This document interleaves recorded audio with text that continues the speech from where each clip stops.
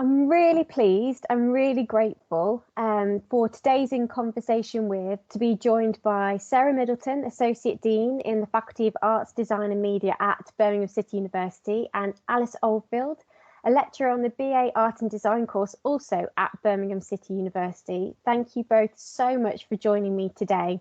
And just to let everybody know that Sarah's having a few kind of internet issues today, so if she comes on screen, off screen, that's why. But I'm really pleased to have them both here today to chat to them. And the reason that I wanted to ask you both, Alice and Sara, to be here today is to talk more about, or find out more about, the STEAM Academy, the Junior STEAM Academy that you have previously run, and to gather your perspectives of STEAM education in general. So I think a really good place to start, if you don't mind, is if you could give us a kind of brief introduction to the Junior STEAM Academy, which, from what I've read, seemed absolutely fantastic. Yeah, sure. So the Junior STEAM Academy is relatively new. We started a couple of years ago and have run a couple of pilot projects. But the idea behind the Junior STEAM Academy is that we take the principles of design thinking, of STEAM education, and we apply it to primary education, specifically Key Stage 2. So it's taking all of those like brilliant ways of working that STEAM House kind of have spread across the city, and then adapting that to work within primary schools. We've been really lucky to do 2 pilot projects with 2 local primaries, each of which have had different experiences, one of which was in the pandemic and the first lockdown. But prior to that, we were able to run like a full pilot program, which included training the teachers, showing them different ways of design thinking, and then challenging the students to respond to a brief all around energy and climate change, and produce a solution, an invention. And they were able to do this at STEAM House and also within their primary school. So it was a really fun project. It ran over the course of 8 weeks, I believe, with a couple of visits to the primary school, working with the students in their classrooms, and then bringing them over to STEAM House to see the facilities and to do some prototyping, ideation and creation of these wonderful energy inventions. And just to add, we the reason why we targeted primary schools, Key Stage 2, was because they teach topic-based. And because it's topic-based, we could introduce a topic and have the interdisciplinary STEAM approach. So, but I think in the long-term plan, we will roll it out to secondary schools, but we just to establish it with primary schools first. Okay, that's really interesting. And part of what you were talking about then was this notion of training teachers. What did that include in the programme? So yeah, as Sarah's just said, the wonderful thing about primary schools is that you generally have one teacher that teaches you everything. So in secondary schools, a bell rings and you take your textbooks, you swap them over and you change classrooms. Whereas in primary school, you have one teacher that predominantly teaches you all of your subjects. So there's much less kind of boundaries, like physical and pedagogical, between these different subjects. So we were able to so the first primary school that we worked with is Hillside Primary School in Shard End, a really fantastic, wonderful utopia of a school that already embraces lots of wonderful ways of working. And they were very keen to get involved and see what kind of design thinking could do for their students. So we went into the primary schools with another outfit that we were collaborating with called Little Inventors, and we gave the teachers some kind of really basic information about what STEAM education was, why we really believed in it, what STEAM House was and what the facilities were that were available there, and then this example project that we wanted to run with the students and how we would do that. So that included kind of ideation sessions at the school with the pupils, and then taking them to STEAM House later to have fun with kind of prototyping.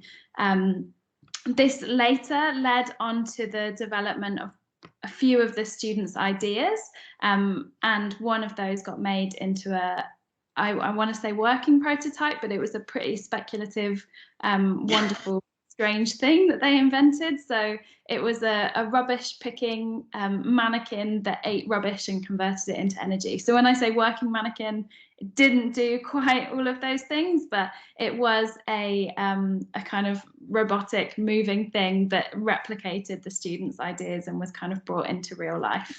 Didn't it also give you a cuddle? Oh, of course it did, yes. Also, there was a really nice gentle element to it as well as practical. Well, that sounds like a creativity in a nutshell right there, doesn't it? So I think that's a really interesting thing that was going on, that it wasn't just, the project wasn't just about the young people, but there was this kind of teacher learning at the same time too. So that's a really interesting point about the project, that it was an experience both for the learners and the teachers. But to kind of think a little bit more about this notion of STEAM, which in the literature, there's a lot of debate about the role of the A in STEM, making it STEAM. What, in your opinion, was the role of the art aspect in this STEAM project? Sure. So this all kicked off and all started with me kind of having a baptism by fire induction into the STEAM method and STEAM thinking. So I teach on the art and design program. I think actually STEAM is in the DNA of the course, but it wasn't anything that I was kind of explicitly aware of or had like the language to be able to communicate those ideas. So I did a kind of big dive into STEAM and what it meant and what the philosophy and the ethos was. And for me, what kind of resonated and made a lot of sense was that if we can include the A within the STEM subjects, we get a real kind of interdisciplinary way of working, and that you're able to come up with a process that allows for experimentation, that allows for resilience, so kind of real flexible experimentation, that allows for prototyping, collaborative working, thinking about the user, having empathy and understanding like the social responsibility of designers and makers. So I think probably lots of those things exist within those subjects already, but it's less kind of formulated as an idea and less easily articulated. So I think that often the A in STEAM gets reduced to, we'll make a poster to describe this wonderful invention that we've just made, whereas actually it's more threaded into the entire process, and by explicitly being aware of it and being able to encourage those collaborative working methods and design thinking methods, you're able to have a much richer, holistic approach that will produce something like a really creative and inventive possible solution. So it's also kind of understanding that there isn't one solution to any given problem, but that multiples can exist. So yeah, for me, it was about this kind of holistic design process and being able to create kind of resilient and flexible working collaboratively with the students. Do you think that the teachers and the young people who were part of the project, do you think they became aware of the role of the arts as well in the terms of that you were talking about? You mentioned quite a lot of what I would classify as creative processes, you know, experimenting, and that leads to being resilient. Were the teachers and young people aware of those processes as well? I wouldn't say so necessarily.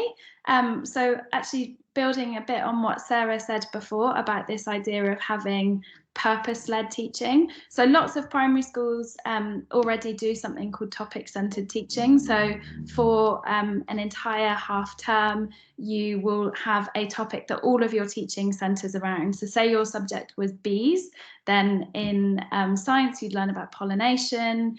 In maths, when you're kind of making calculations of how many things there are within a greater sum, that you do that relating to bees. So it'd be like, how many pollinating plants are there in a square meter, etc. So all of that work kind of already exists, and our suggestion was that instead of it being topic focused, it becomes purpose focused. So you're not just learning about bees, you're thinking about how you can then help the bees. So kind of giving the students agency within a topic to kind of make palpable change, I guess. And by being able to phrase it in those terms with the teachers, there was much more scope for the students to actually make stuff. So it kind of switched it from being a more kind of didactic learning where they were just kind of absorbing information, to being information that they could then utilize in the, you know, in order to make something. So to some extent, like, I think there's a lot of groupthink in primary schools. There's a lot of round tables rather than square ones, and a lot of encouragement for children to do things together and to work collaboratively. But that kind of language of why that works and how to maybe encourage it more explicitly isn't there, I would say. But of course, we've only worked with 2 primary schools, so we're still learning and adapting and working out how to kind of talk through all of these ideas. So that's a really interesting term in terms of it being purposeful. You know, that this approach had some sort of purpose to it. Did this differ then to perhaps the ways of working that they had done before? So they have this very kind of topic-based approach to learning, but this was very much more transdisciplinary way of working. So did the teachers feel that this was an approach that they would want to take forward onto their next project with their group, say when you weren't there? Yeah, so the kind of end goal of our next goal, I should say, of the JSA is to create a manual, which we've been writing for the past couple of years. The idea being that we can give them an example project, which we did around energy, and the second version was around climate change and animal habitats. But actually, we want them to be able to apply this to all of their teaching across all of the levels and all of the year groups. So that's what we're hoping to do, is have a manual that we can give away as a free resource that will talk through the process of changing something from being topic-led to being purpose-led. So that is one of our kind of key goals, and that's a resource that we want to be able to share kind of first locally and then nationally. Can I just add? I mean, we got some feedback from the teachers, and that there's different areas of STEAM that they're not confident in. So sometimes it is the arts, but sometimes it's also the maths and sort of engineering, sort of science side of the elements of the STEAM. So as well as the manual, we're also looking to run a program where some of our students can come in and work on specific early projects with the pupils. So that it might be that we've got a student from ADM with a student from CB who could go in and kickstart a project. So the feedback, you know, some were confident, some weren't, and this is why we're coming up with this manual. So they've got the reference guide to take them through the STEAM approach. I think also primary is a really interesting phase to be working in, because I mean, part of this STEAM project is thinking about STEAM education from early years all the way through to higher education. And it seems to be that in early years, there's this richness of openness, freedom to what they call worlding, you know, experiencing things through doing, making, and not one subject is deemed, this is now we're doing maths, this is literacy, this is the arts. But then when we start to get into kind of formal education, primary, secondary, there's curriculum and there are assessments which seem to play heavily on teachers. And we know that that's a huge factor on teachers now, that there's performative and assessment regimes that weigh heavily on what they do. But it seems to be that there was this 8-week program, that there was this time and space to explore both teachers, learners, artists, academics all together, which actually seems like a really, as you call it, kind of like a purposeful way of working. How much of the role of partnership do you think is quite crucial, or is it crucial to STEAM? Yeah, absolutely. I think that actually some of those pressures do exist at primary school actually already. So the reason that we worked with Year 5 students is that we were aware that Year 4 and Year 6 students have SATs. So there is those kind of increasing pressures and kind of data-driven benchmarks that they're supposed to achieve at certain points that are working their way down the age groups. But I think what is also really key about the age is that we know that young people, especially girls, by the time they reach kind of 8 to 10, they lose loads of confidence and the ability to articulate themselves, to work in groups. That kind of self-consciousness kind of exists at that point. So if we can build their confidence and their ability to fail, their ability to kind of be resilient, and to keep approaching and keep trying something, that's a kind of really key time to do it. But yeah, partnerships are absolutely important, and we want to build a network of schools through the like proliferation of this free manual, to be able to kind of build great connections across the schools. We also want to, so we'd have kind of different levels of engagement for the school. They would be able to have this manual for free. And then, as Sara was saying, we want to introduce these kind of challenges or projects that they can participate in, either in the schools with our like trainee advocates, or that they could come into STEAM House and work with designer makers there. And we want to look into getting sponsorship from businesses to allow primary schools to do that, because we know that their budgets are always really challenged and stretched, particularly in the West Midlands. So we want to kind of build partnerships not only across schools in the region, but actually also with industry partners to be able to facilitate some of this stuff happening. And obviously a key role of the project was going to STEAM House and seeing that maker space. How important is that for the future of kind of like a STEAM education approach, that young people get to experience a studio space, a maker space, industry spaces, because that's obviously very different to what's on offer within a classroom? Well, I think it's hard to imagine yourself doing something without being able to imagine yourself there. So like being able to conceive of it even a little bit. So we definitely had a lot of kind of like jaws on the floor when we brought the kids into STEAM House. They got a tour of all the facilities. They could see people working in there. They didn't obviously use any of the like super heavy machinery, but actually just being able to show them that those kind of jobs exist, that those sorts of like practices are out there. I think that's a really, really important moment for young people. But actually, lots of the prototyping that we do is with kind of cheap materials, so like cardboard and paper and glue and tape.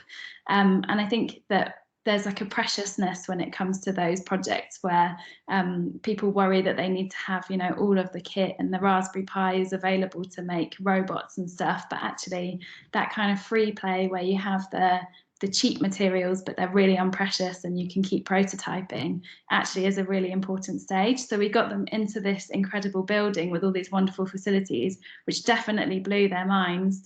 And then we did a big session with cardboard. So I think like having the balance of the two is really important. Absolutely. And No, go on, Sara, go on. Sorry, I keep losing you. That's why I keep coming in late. What was interesting was some of the children had never been into the city either, so this was a huge thing for them, not only to go to STEAM House but to go out of the area the community they lived in. And the feedback we got, there were some children that didn't really engage with with teaching and learning or the curriculum, absolutely excelled at this project. And then the winning sort of prototype, the one that we prototyped, was a child that I think he had quite a lot of issues at school, didn't he, Alice? And he just found his niche in doing this, and he was really good at it. And I think the confidence of that child from doing this sort of short project was quite inspiring. I think we often find this with projects such as this, that it's about figuring out different ways of knowing and being within the world, and the different forms of knowledge that can come out of these other ways of working, that, like we've already spoken about, that often sometimes in school there's a lot of pressure to meet core subjects, and you know, they're classified as, you know, this is the rich knowledge that we should have and we need to be in order to progress later in life. But actually what you're talking about here is that there was on offer a whole multitude of other ways of thinking and being within the world, that, you know, creative processes, design thinking, the relationship between education and industry was all seemed really important. So just to kind of end on one last question, and it's probably a bit more of a toughie, but I think it's a good one to ask you both. How or does STEAM promote a different way of knowing? Do you want to go first, Sarah, or shall I? You can. I didn't quite catch the question because I've lost you a bit. So Alice, you talk, then I can chip in. Okay. So how does STEAM promote different ways of knowing? So I think that actually, to expand on what you just said there about kind of other literacies and knowing that you have kind of things to offer that might exist outside of the subjects as they're taught at school. So I think I think my key answer to that is curiosity. So like the enjoyment of exploring for enjoyment's sake. So rather than kind of answering a question in order to find the right answer, that there's kind of just intrinsic satisfaction about the process and getting involved. And I think that promotes resilience, because if things don't work out, you're able to kind of adapt and remake. But that kind of, it's like teaching people how to learn, teaching people how to be interested and how to be curious and how to find out information and then how to apply it.